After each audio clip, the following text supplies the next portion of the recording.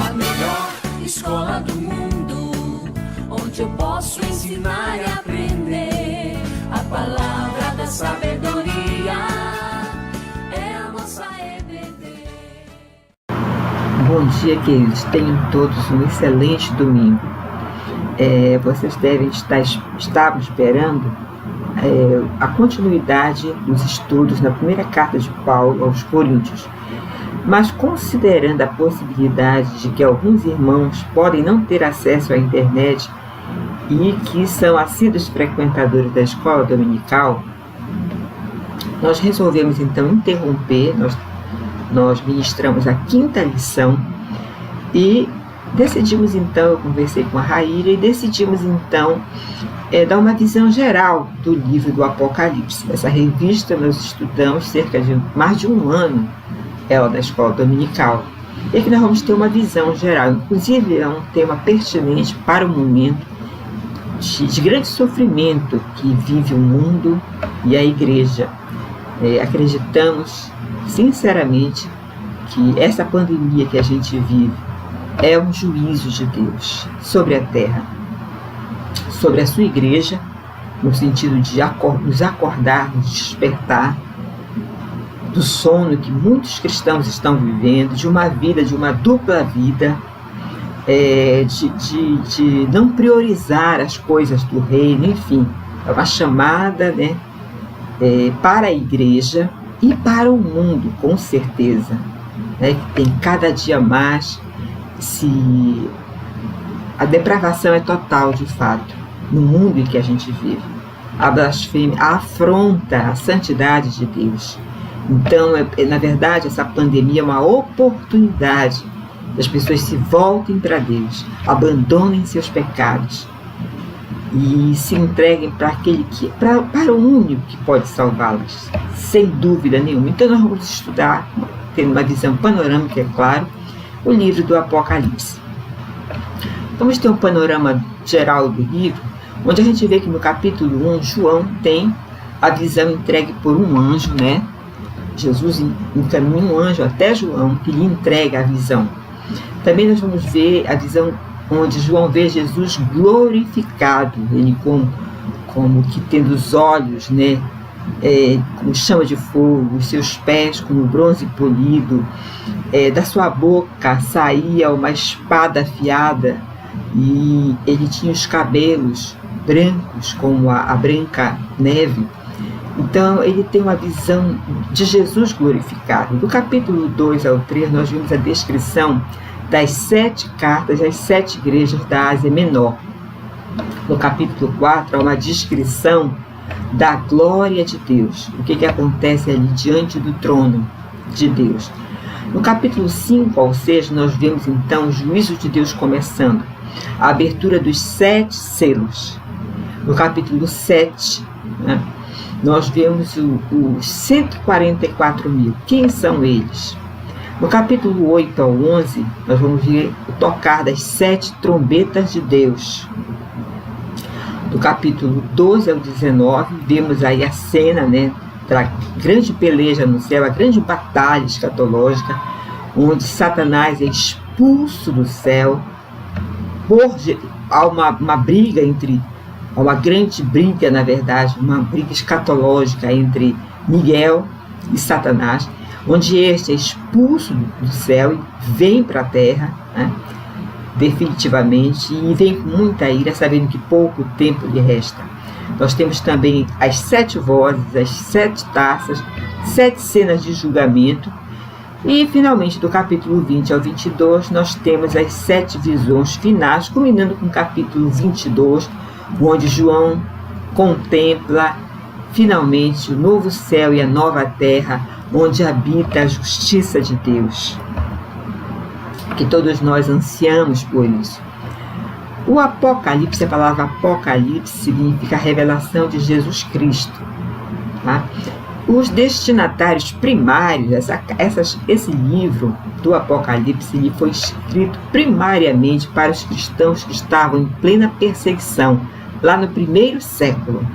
Foi um alento para aqueles cristãos saberem que valia a pena passar por tanto sofrimento, né? Porque a vida na glória, sem dúvida nenhuma, não há paralelos de uma vida, por mais plena que seja nessa terra, não há dúvida nenhuma. Olhos nunca viram, ouvidos nunca ouviram que Deus tem preparado para aqueles que o amam. Os destinatários em geral somos nós, cristãos de todas as gerações, de todas as épocas. É um livro cheio de simbolismos e imagens. Nós vamos ver aí o simbolismo dos números. O número 7 é o que apresenta maior frequência no livro. Nós vemos imagens também meio que aterradoras, né? Mas são imagens simbólicas. A gente vê dragão, bestas feras, enfim. É um livro fascinante, enigmático, mas de difícil interpretação. Então, quem vai entender esse livro? Queridos, quem vai entender esse livro é a igreja do Senhor, são os servos de Deus, os eleitos. A igreja militante, a igreja invisível, aquela igreja que ama o Senhor, esses que têm o Espírito Santo de Deus, eles vão entender esse livro, vão entender o essencial para as suas vidas. Então, existe uma interpretação correta do livro de Apocalipse? Existe unanimidade em relação a alguma escola que responda a todas as questões? Não existe unanimidade, né? Existem algumas escolas e nós trouxemos apenas duas aqui e nós vamos focar aqui na segunda. A primeira, ela é a escola de interpretação cronológica e literal. O que essa escola pregou? Ela pregou que o livro deve ser lido de forma cronológica, linear e literal, ou seja, ao pé da letra. Cronológica no sentido de que realmente os acontecimentos eles vão se desenrolando, é como um livro de história, né? Você vai do início, meio e fim, até completar, chegar ao ápice final da história, no caso aqui no capítulo 22. E literal porque é ao pé da letra realmente, nesse sentido de que, tipo assim, olhos, o Senhor Jesus, né, foi visto por João, tendo olhos como chama de fogo. É chama de fogo mesmo. E a outra escola que a gente se afeiçoou um pouco mais é a escola de interpretação cíclica e simbólica. O Apocalipse, essa escola defende que ele não tem uma sequência cronológica, onde um fato vem após o outro e até chegar no clímax final. Não. Ele é descrito em forma de ciclos. Ao todo são 7 ciclos. Começando por o ciclo primeiro, do capítulo 1 até o 6º. No 6º capítulo fecha-se um ciclo. Ali existe o derramar da ira de Deus, o fim de todas as coisas. Só que a cada progressão dos ciclos, novos fatos vão sendo adicionados, né? E assim nós temos que no último ciclo tem o fechamento completo da história da raça humana como a gente conhece, do mundo como a gente conhece que ele é. Então, nós somos um pouco mais afeiçoados a essa escola de interpretação cíclica e simbólica, ou seja, todos os símbolos, os olhos, né, como chama de fogo, não são isso, é um símbolo para essa escola. O livro de Apocalipse é majoritariamente simbólico, ou seja, não literal, não é interpretado de forma ao pé da letra, né? Ele tem 7 ciclos, contando a mesma história, né, com acréscimo de novos fatos a cada ciclo, culminando com a segunda vinda de Jesus. É isso que a escola chama de, que aliás William Hendricks, um grande teólogo, ele denominou a essa sucessão de ciclos como paralelismo progressivo. São fases relativamente ciclos relativamente paralelos, mas que, acrescentando novos e novos fatos, chega-se ao final. Mas vamos ter bem claro em nossas mentes algumas observações. Cristo, ele é o centro da Bíblia. E toda a Bíblia ela é escatológica. Imaginemos lá em Gênesis, como pode ser escatológico no início de todas as coisas. Queridos, logo após a queda do homem, a grande tragédia que foi a queda humana, a queda da raça humana, nós vemos ali já Deus imediatamente providenciando a salvação, a restauração, né, do homem diante dele. E não foi aquela providência, aconteceu a queda, o Senhor vai providenciar porque aconteceu. Ele já sabia disso, antes dos tempos eternos. Lembram que o Cordeiro de Deus foi imolado antes, né, dos tempos eternos. Na eternidade, o Cordeiro de Deus já havia sido imolado. Então ela é toda escatológica, a palavra de Deus. O centro dela é Jesus, tanto no Antigo Testamento quanto no Novo, tá? E no Novo ele vem na plenitude dos tempos. É quando Jesus vem à Terra e nasce. E aí começa então a plenitude dos tempos. A Bíblia é a palavra de Deus, então ela não tem erro. O livro de Apocalipse ele não tem nenhum erro. Pode haver equívocos de tradução, mas não existe erro. A palavra de Deus é inerrante. Agora as nossas interpretações não, elas não são inerrantes. Tá? Não existe nenhuma escola de interpretação 100% correta. Estudar o livro de Apocalipse é olhar para o passado, para o presente e para o futuro também. Tem algumas escolas, como a escola preterista, que olha muito para o passado, futurista, que interpreta o livro olhando para o futuro.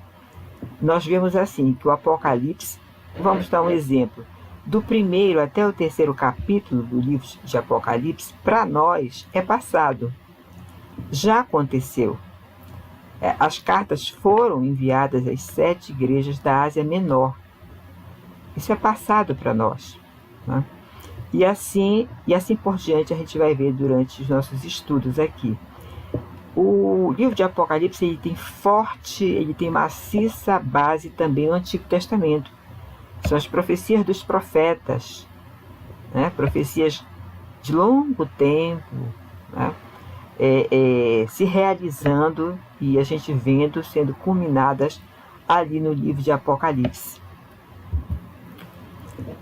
Uma atitude que nós devemos ter ao ler o livro, ao tentar estudar esse livro, nos aproximarmos dele, é humildade. E muita humildade para reconhecer que não existe assim dogmas fechados em relação ao... Ele é inerrante, ele é autoritativo, ele faz parte do cânon, ele é uma bênção de Deus para a igreja, mas nós temos que ter humildade em não fechar, né, uma escola completamente certa. Não, a gente pode se afeiçoar a uma ou outra.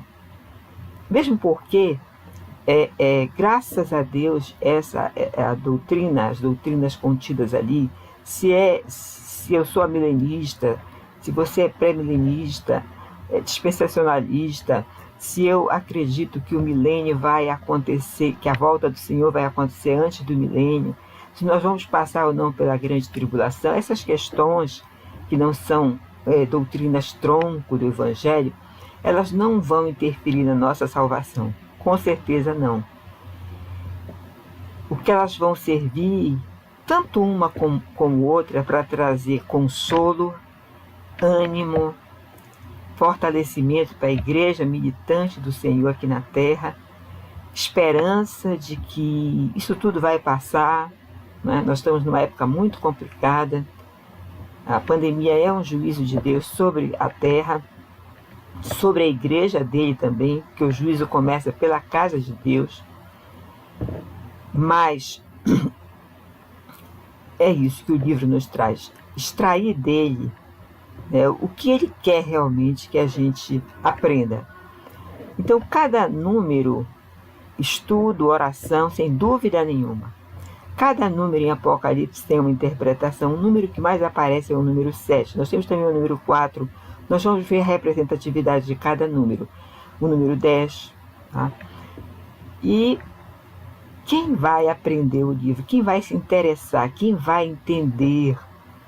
Quem tem ouvidos, ouça o que o Espírito Santo diz às igrejas. É o Espírito Santo habitando na vida do crente, na vida do cristão, que vai trazer para esse cristão, para a igreja, o entendimento na medida certa para cada um de nós do livro de Apocalipse. Então vamos ler, queridos, pegue a sua Bíblia, por gentileza, vamos ler Apocalipse de 1 até o 18. Capítulo 1, versículo de 1 a 18. Revelação de Jesus Cristo, que Deus lhe deu para mostrar aos seus servos as coisas que em breve devem acontecer, que ele notificou ao seu servo João, o qual atestou a palavra de Deus e o testemunho de Jesus Cristo, quanto a tudo que viu. Bem-aventurados aqueles que leem e aqueles que ouvem as palavras da profecia e guardam as coisas nela escritas, pois o tempo está próximo. João, às 7 igrejas que se encontram na Ásia, da parte de Jesus Cristo, que é a fiel testemunha, que é o primogênito dos mortos, e ele é o soberano dos reis da terra. Eis que ele vem com as nuvens, e todo olho o verá, até quantos os traspassaram. E todas as tribos da terra se lamentarão sobre ele. Eu, João, irmão vosso e companheiro na tribulação, no reino e na perseverança, em Jesus, achei-me na ilha chamada Patmos, por causa da palavra de Deus e do testemunho de Jesus. Achei-me em espírito no dia do Senhor e ouvi, por detrás de mim, grande voz, como de trombeta, dizendo: o que vês, escreve em livro, e manda às 7 igrejas: Éfeso, Esmirna, Pérgamo, Tiatira, Sardes, Filadélfia e Laodiceia. Voltei-me para ver quem falava comigo, diz João. E voltando-me, vi 7 candelabros, candeeiros de ouro, e entre os candelabros alguém semelhante a um filho de homem. Sua voz era como o som de muitas águas. Quando o vi, caí aos seus pés como um morto.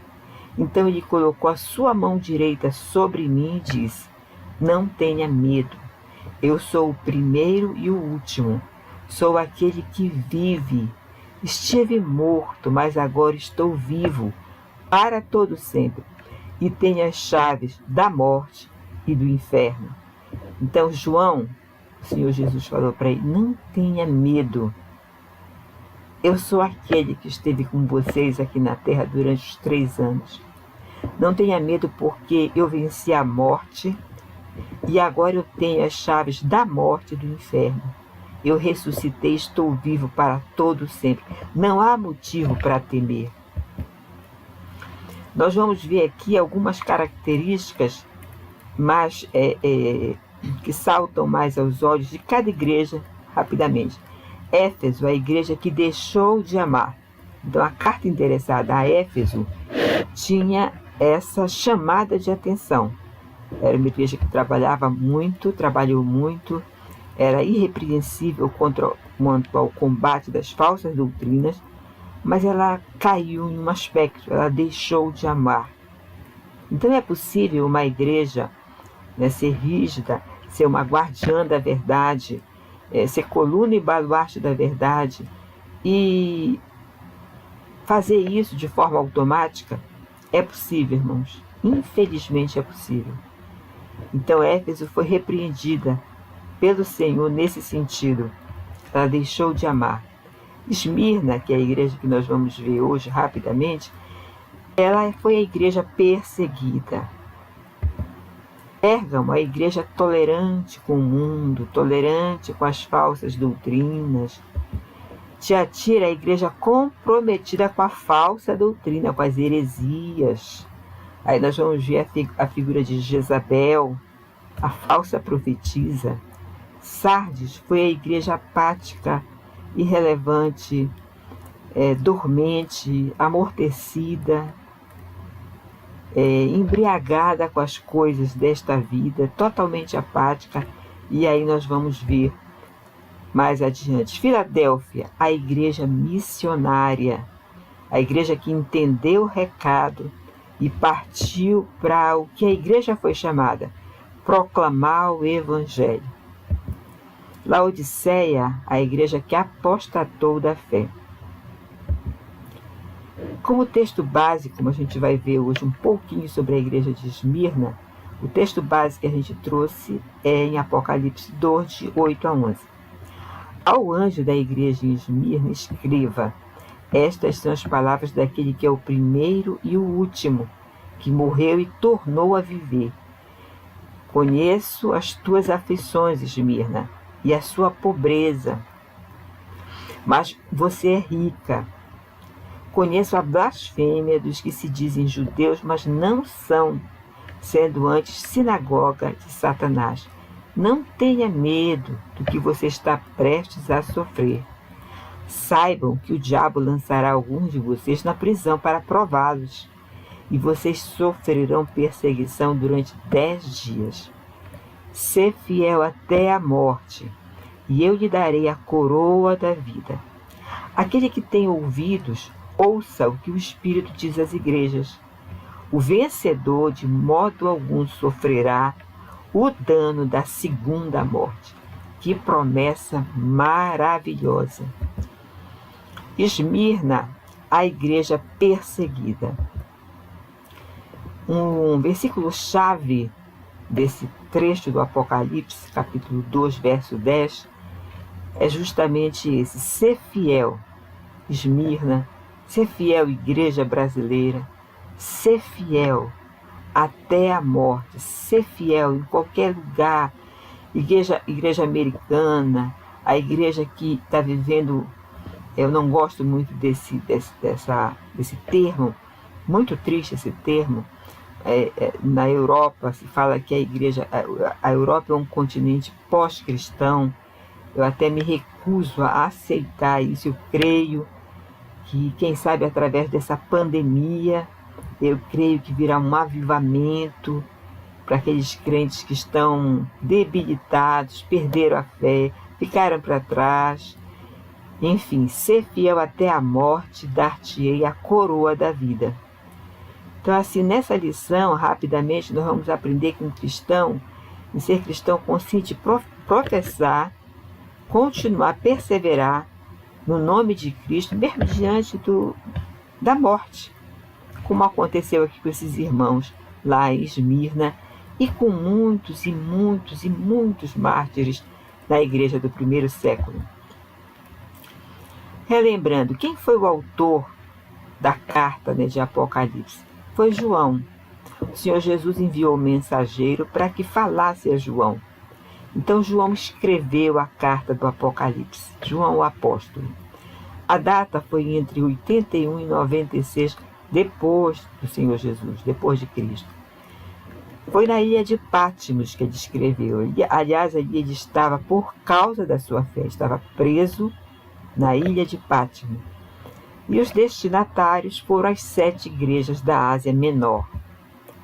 Nós vemos aqui nesse mapa as 7 igrejas, começando por Éfeso, Esmirna, Pérgamo, Tiatira, Sardes, Filadélfia e Laodiceia. Aqui nós vemos a ilha de Patmos.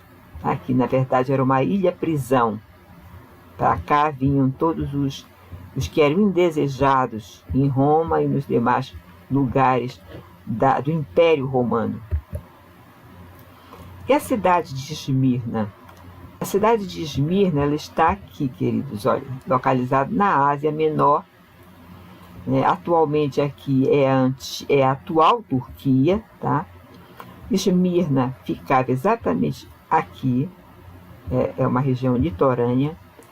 Ficava situada a 55 quilômetros, bem perto de Éfeso.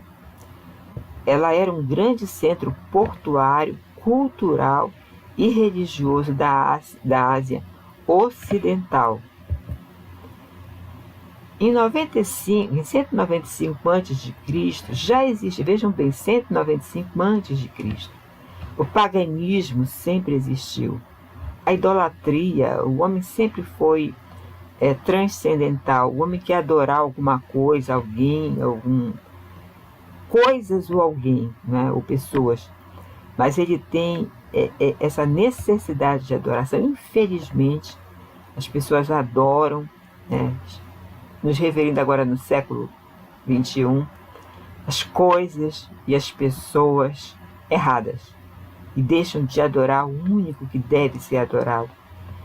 E já em 195 a.C. já existia ali, na cidade de Esmirna, vários templos, dentre eles o templo da deusa Roma. A cidade de Roma era considerada uma deusa. Assim como os imperadores, eles queriam ser cultuados como se fossem deuses. Em 26 a.C. foi construído outro templo ao imperador Tibério. Então era uma cidade, comumente, regra geral aqui, né, nesse momento da história, uma cidade extremamente idólatra e pagã. E a religião se misturava muito com promiscuidade. O fundador da igreja provavelmente foi o apóstolo Paulo. Esmirna, de onde vem esse nome Esmirna? De mirra, né? E mirra a gente sabe que é uma erva amarga. Esse é o significado da palavra Esmirna. E Esmirna, a igreja de Esmirna realmente provou de amargas provações, de amargas perseguições, perdendo seus bens, sendo espoliados. Enfim, queridos, foi grande sofrimento para aquela igreja, mas saiu vitoriosa. Na verdade, das 7 igrejas, Esmirna e Filadélfia foram as únicas 2 que perseveraram até o fim. Os crentes de Esmirna, eles não transformaram toda aquela dor em amargura. Comumente a gente vê cristãos, né, por passarem grandes batalhas na vida, grandes traumas, frustrações, sonhos não realizados. Enfim, as pessoas se tornam, às vezes, são cristãos, são crentes, são sinceros, mas não conseguem administrar as crises que vêm para todo mundo, as provações que não têm endereço certo para cada um de nós. Na verdade, o Senhor Jesus nunca nos enganou, não? Ele disse que no mundo nós teríamos provações.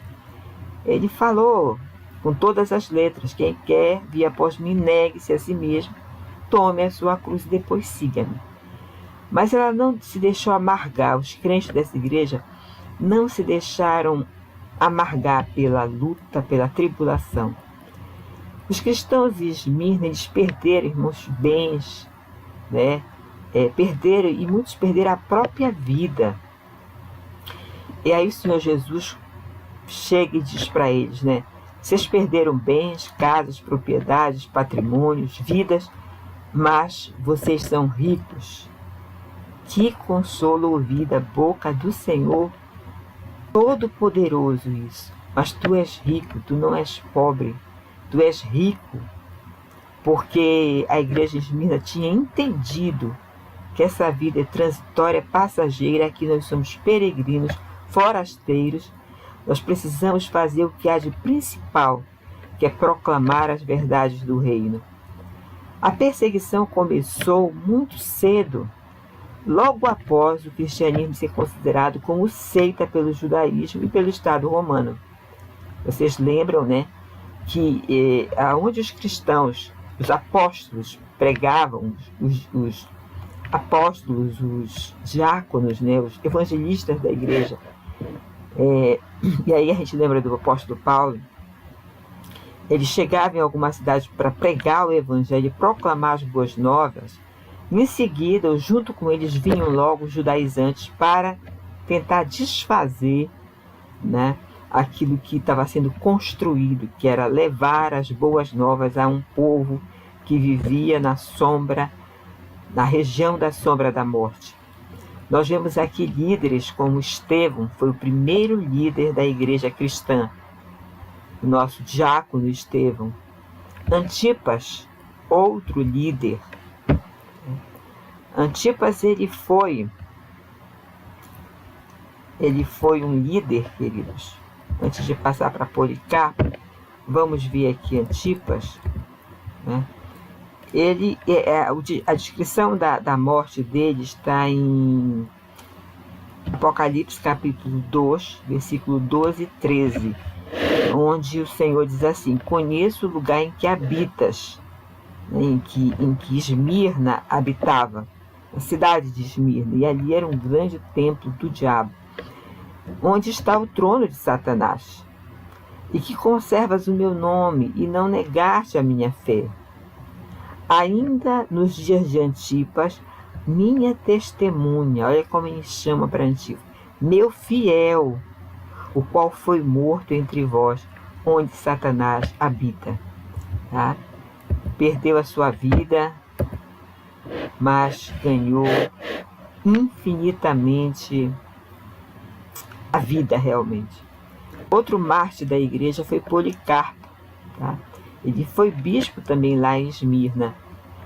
Ele chegou a ser discípulo do apóstolo João. Que privilégio de Policarpo, né? Mas por causa da sua fé em Jesus Cristo, ele foi queimado numa fogueira, e isso no reinado do imperador Domiciano.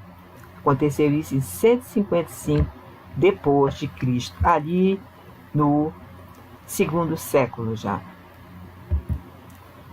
Outro mártir, Justino Mártir, né? Justino Mártir. Ele viveu 65 anos.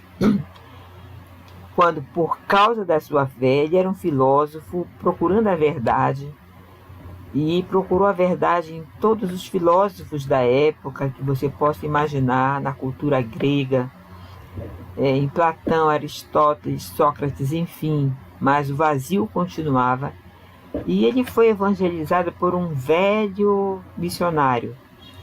E aí ele entendeu que era de tudo que ele precisava, era de Jesus Cristo.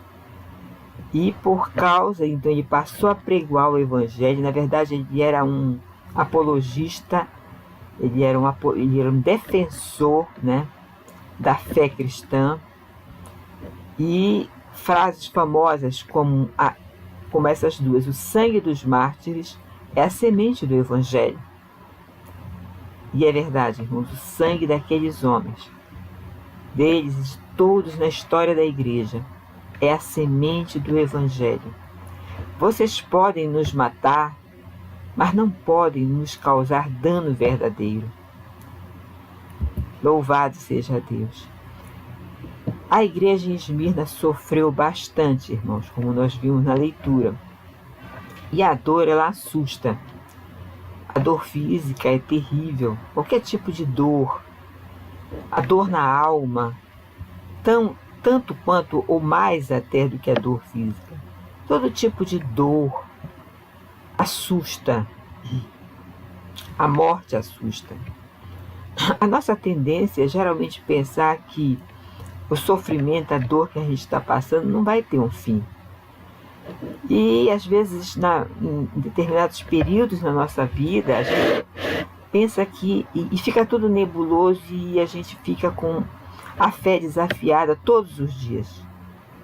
A gente sabe, irmãos, que tem provações sazonais, né? Elas chegam na vida do cristão, elas passam um período e encerram.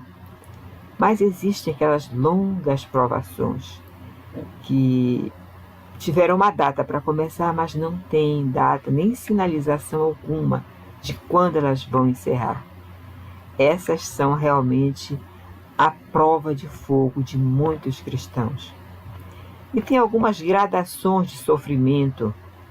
A gente pode ver assim, que se um cristão, ou na igreja primitiva, ou na igreja do primeiro século, ou de todos esses séculos, ou até hoje, né, recebe um tiro, é um tiro, acabou, não há muito sofrimento. Agora, se ele vai começando a coisa piorar, se ele vai para uma fogueira, o sofrimento ali, eu não consigo nem calcular o que seja a morte, né, uma pessoa morrendo, queimada viva, enforcada também, no meio das feras, no meio de muita tortura, como acontece ainda hoje, né? No mundo inteiro acontecem essas torturas, mais focadamente em alguns países totalitários, ou então como o apóstolo Paulo numa masmorra fétida, sem data para ele sair, ou então com doenças terminais. São essas as gradações, e Deus, ele não vai permitir nenhuma prova na sua vida e nem na minha que não esteja de acordo com aquilo que nós recebemos para suportar. Deus é justo. A gente vê a perseguição dos mártires hoje, queridos. Mártires cristãos prestes a serem mortos pelo Estado Islâmico. Isso aqui é terrível, queridos. Tem acontecido assim milhares de mortes, aquelas publicadas e as não publicadas. Milhares e milhares e milhares de cristãos têm morrido. Inclusive há um dado da Missão Portas Abertas, onde se vê uma progressão de martírios, de morte aos cristãos, de perseguição, uma progressão bem acelerada, uma curva para cima, né, claro. E aqui são os mártires, né, lá da igreja primitiva, os primeiros mártires, e os mártires do primeiro século, que eram entregues, famílias inteiras às vezes,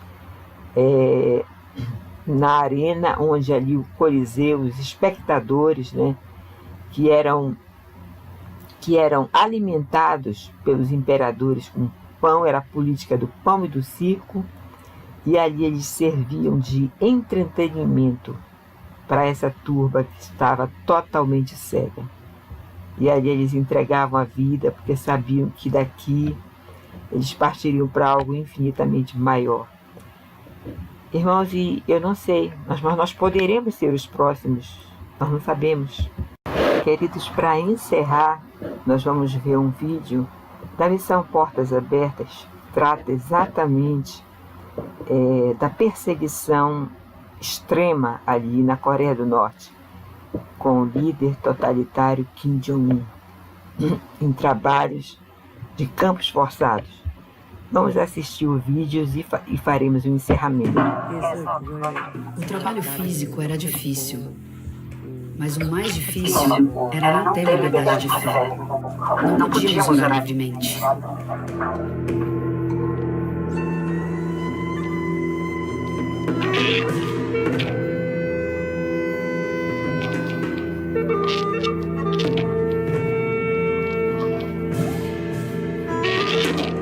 Campos de trabalho forçado. Quando fui para a prisão, vi que é uma parede de tijolos e uma cerca, para que ninguém possa escapar. A parede é muito alta. E no topo de um portão de ferro bem alto e escuro você lê: não fuja. Escapar é o caminho para a autodestruição. No alto também, e em todos os campos do campo, há soldados vigiando com armas. E se algo acontece na prisão, eles estão prontos para atirar. Ryu, uma cristã perseguida norte-coreana, fugiu para a China após seu marido e filha falecerem.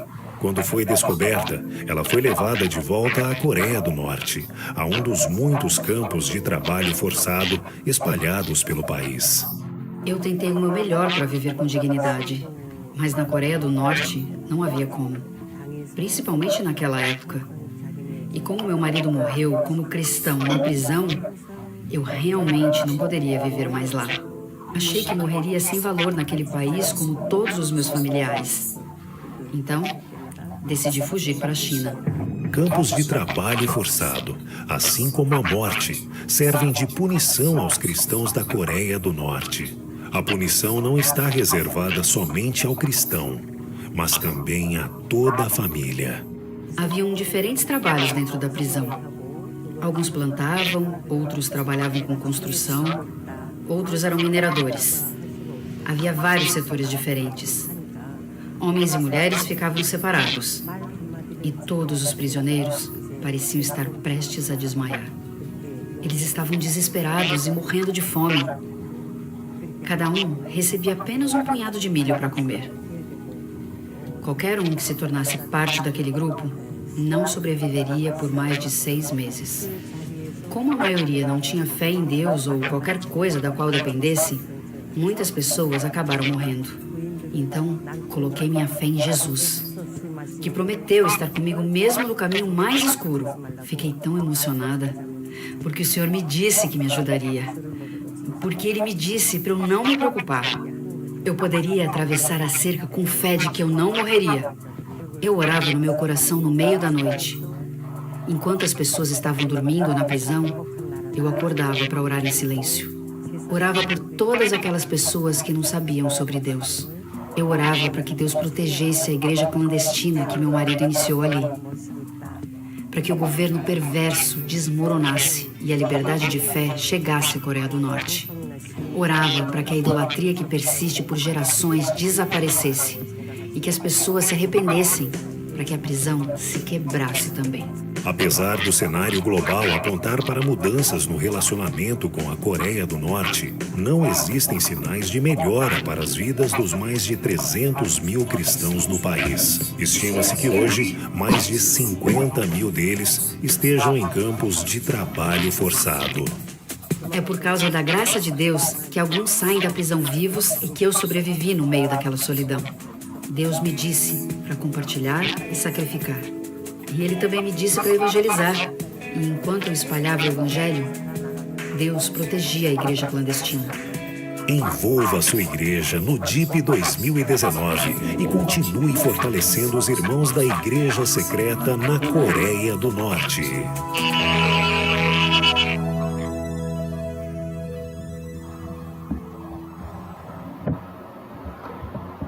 Queridos, esse vídeo foi um dos que nós tivemos a oportunidade de apresentar para a Igreja da Missão Integral por ocasião do DIP, Domingo da Igreja Perseguida 2019, cujo tema central foi a Coreia do Norte. E eu acredito que grande parte da igreja começou a ficar mais consciente do que acontece com aqueles que sofrem perseguições em países ditatoriais, em países onde é cerceada a liberdade de culto, de expressão e de religião.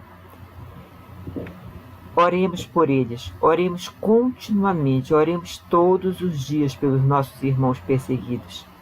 Todos esses que foram, nós poderemos, nós não fomos, mas nós precisamos fazer alguma coisa, queridos. Ou contribuir financeiramente, eles precisam da nossa ajuda. Orar também. Se informar de como está acontecendo as coisas ali.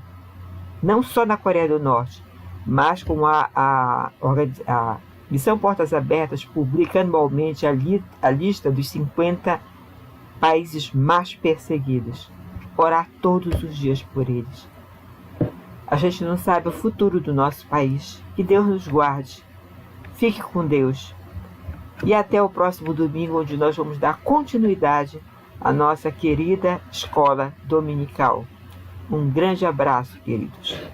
A melhor escola do mundo, onde eu posso ensinar e aprender.